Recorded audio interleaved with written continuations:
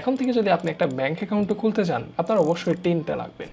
Government recently সকল bank account হোল্ডারদের tin certificate থাকা ম্যান্ডেটরি করার চিন্তা ভাবনা করছে। অর্থাৎ এখন থেকে যদি আপনি একটা ব্যাংক অ্যাকাউন্ট খুলতে চান, আপনার অবশ্যই টিনটা লাগবে।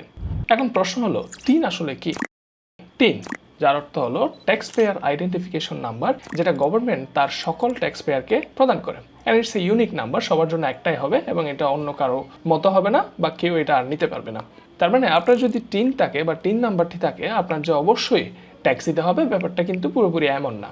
তবে আপনাকে প্রত্যেক বছর সরকারকে জানাতে হবে আপনি ওই বছরে কত টাকা ইনকাম করছেন, এবং সেটা যদি একটা নির্দিষ্ট অ্যামাউন্ট বা তার উপর পর্যন্ত হয়, তখন আপনাকে একটা নির্দিষ্ট পরিমাণ ট্যাক্স প্রদান করতে হবে। এবং আপনার ইনকাম যদি সেই নির্দিষ্ট লেভেলের নিচে হয়, you don't need to pay any tax. তবে এখনও যদি আপনার অ্যাকাউন্টে প্রচুর পরিমাণ অস্বাভাবিক লেনদেন হয় এবং সেটা যদি বাংলাদেশ ব্যাংক ধরতে পারে এবং দেখে যে আপনার কোনো ট্যাক্স ইনফো বা টিন সার্টিফিকেট নাই, তখন দেখা যাবে আপনার অ্যাকাউন্ট বাংলাদেশ ব্যাংক ফ্রিজ করে রাখছে।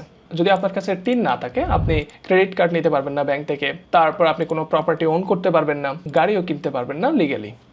যেহেতু প্রায় মানুষেরই ব্যাংক অ্যাকাউন্ট থাকে বা ব্যাংক অ্যাকাউন্টের প্রয়োজন হয়, সে কারণে সরকার যদি ব্যাংক অ্যাকাউন্টের পেছনে টিন সার্টিফিকেটটা ম্যান্ডেটরি করে দেয়, তখন বেশিরভাগ মানুষেরই ট্যাক্সের প্রতি যে লায়াবিলিটি সেটা চলে আসবে।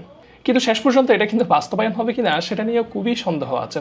কারণ এটা যদি বাস্তবায়িত হয়, মানি লন্ডারিং করা, টাকা পাচার করা বা অবৈধ টাকা ম্যানেজ করা সেটা কিন্তু টাফ হয়ে যাবে। সুতরাং পলিটিশিয়ানরা নিজের পায়ে কোড়াল মারার মতো কাজ করা আসলে করবে কিনা সেটা নিয়ে সন্দেহ আছে।